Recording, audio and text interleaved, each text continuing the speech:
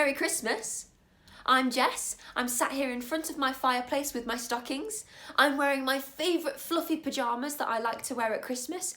And I've got a cup of the most delicious hot chocolate you can imagine. And the reason why I have hot chocolate is because I'm going to read to you my favourite Christmas story of all time.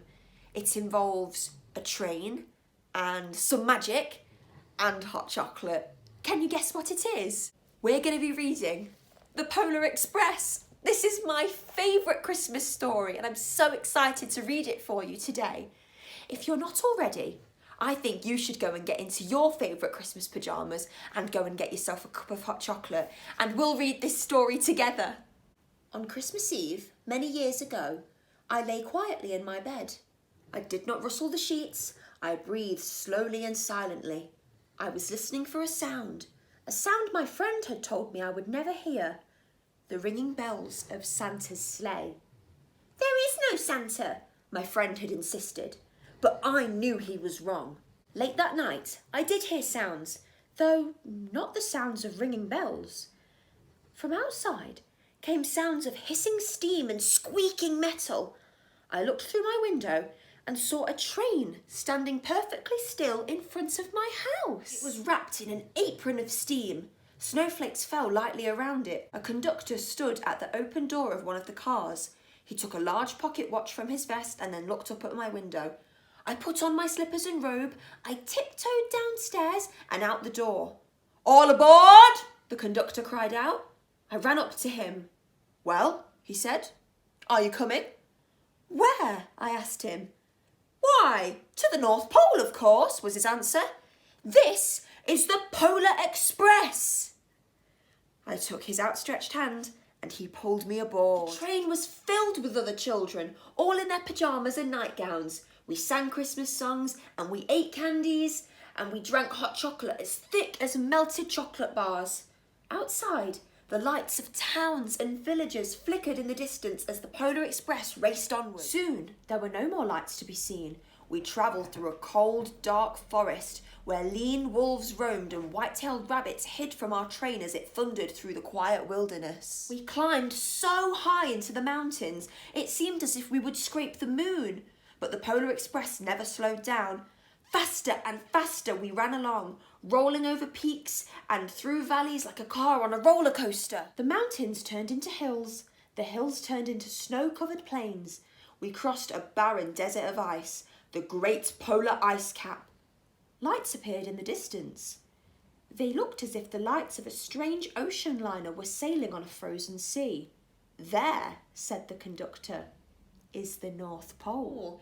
It was a huge city standing alone at the top of the world, filled with factories where every Christmas toy was made. At first, we saw no elves. "They are gathering in the centre of the city," the conductor told us. "That is where Santa will give the first gift of Christmas." "Who receives the first gift of Christmas?" we all asked. The conductor answered, "He will choose one of you." "Look!" shouted one of the children. "Elves!"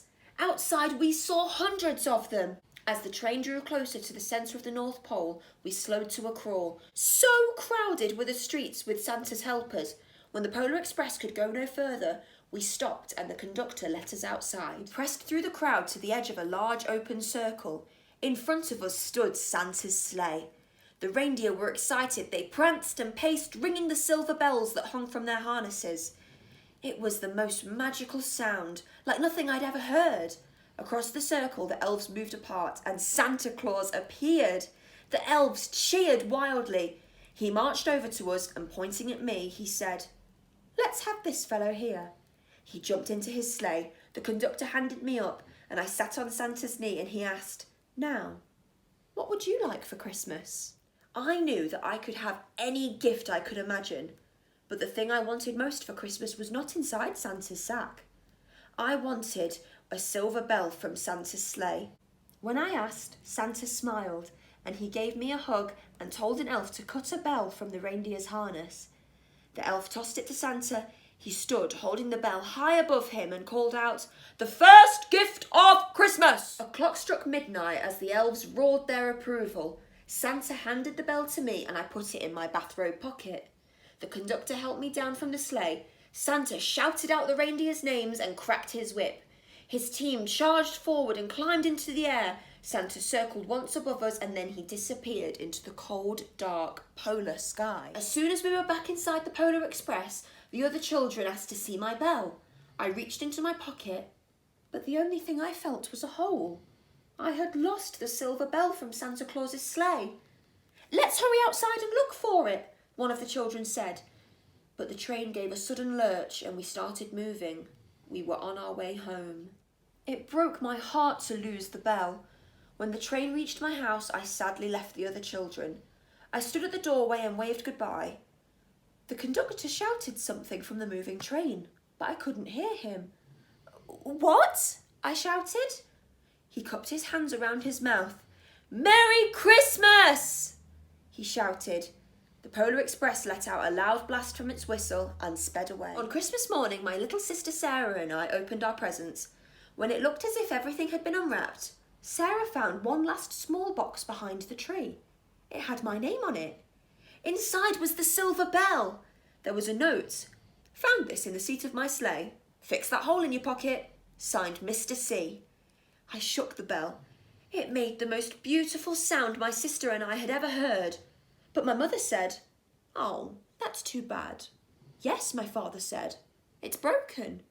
When I'd shaken the bell, my parents had not heard the sound. At one time, most of my friends could hear the bell, but as years passed, it fell silent to all of them. Even Sarah found one Christmas she could no longer hear its sweet sound. And though I've grown old, the bell still rings for me, as it does for all those who truly believe. Isn't that such a wonderful story? Now on Christmas Eve, make sure you're listening carefully for Santa's bells, because if you truly believe in Santa Claus, you'll hear them. I really hope you enjoyed listening to me read this story to you today, and have a very Merry Christmas. Goodbye!